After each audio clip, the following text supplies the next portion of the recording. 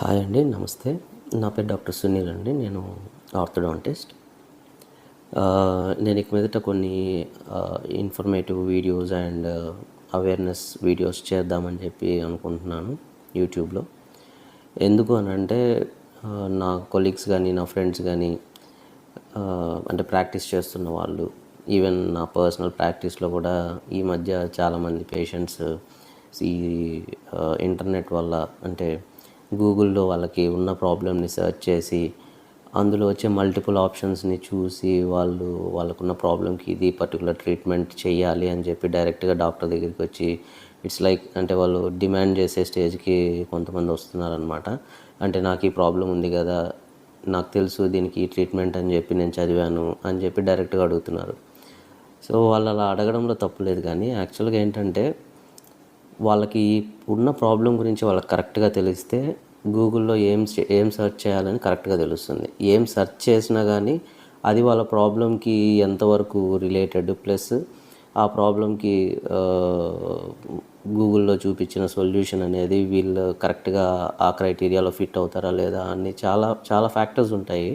So అవన్నీ వాళ్ళు consider చేయకుండా జిస్ట్ ఆఫ్ ద ఆర్టికల్స్ కానీ, లేకపోతే కొన్ని ఇమేజెస్ చూసుకొని వాళ్ళకి ఇది ప్రాబ్లం ఉంది అని చెప్పి they try to explain to the doctor అనమాట. సో వాళ్ళకి ఏమైనా తెలియకపోతే, లేకపోతే డౌట్స్ ఉంటే డాక్టర్ని ఎలాంటి క్వశ్చన్స్ అన్నా అడిగి క్లారిఫై చేసుకోవచ్చు. కానీ కొంతమంది ఏం చేస్తున్నారు అని అంటే దే డైరెక్ట్లీ అంటే try to give us the suggestions అనమాట.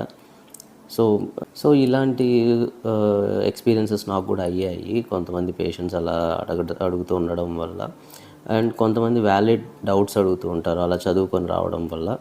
అలాంటి వ్యాలిడ్ డౌట్స్ అడగడం వల్ల ఒక్కొక్కసారి ఏంటంటే కొన్ని పాయింట్స్ మేము మిస్ చేసినా కానీ మళ్ళీ మేము కొన్ని అప్డేటెడ్ ఆర్టికల్స్ ఏమన్నా ఉంటే చదివి మరీ పేషెంట్స్కి ఎక్స్ప్లెయిన్ చేసి, అది ఒక రకంగా మాకు కూడా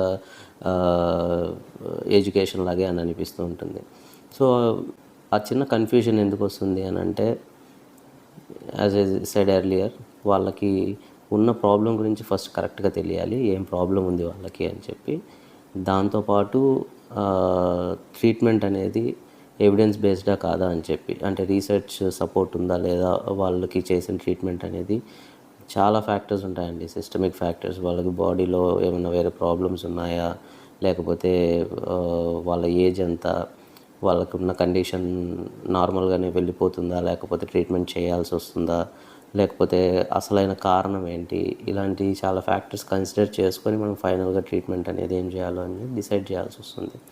సో నేను ఇప్పుడు కొన్ని ఇలాంటి ఇన్ఫర్మేటివ్ వీడియోస్ చేసి, నేను research based plus opinion based కూడా అండి. రీసెర్చ్ బేస్డ్ అని అంటే మనకి వరల్డ్ వైడ్గా యాక్సెప్ట్ చేసిన ట్రీట్మెంట్స్, కొన్ని ప్రాబ్లమ్స్కి వరల్డ్ వైడ్గా యాక్సెప్ట్ చేసిన ట్రీట్మెంట్స్ అనేటివి నేను మీకు ఎక్స్ప్లెయిన్ చేస్తాను ఒక్కొక్క ప్రాబ్లం తీసుకొని ఒక్కొక్క వీడియోలో. అలాగే నా పర్సనల్ ఎక్స్పీరియన్స్తో